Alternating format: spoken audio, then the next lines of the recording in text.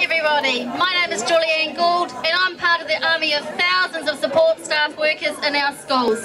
We are administrators, librarians, IT technicians and teacher aides, and this is just a few of the many roles of support staff who are absolutely vital for the smooth operation of our schools. We are the ones who deal with the mess of Nova Pay. I deal with it every day. The under-resourcing of poorer schools and make it possible for children with learning disabilities to thrive in our classrooms. We are the ones that have only been offered 1.5% pay increase over 2 years. That is measly compared to the $359 million that John Key has just put in for the managers and to oversee our schools.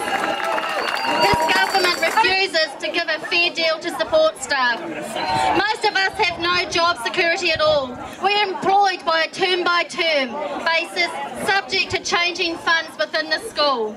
Yet Heke Porata would rather fund lavish festivals of education rather than stability in our schools.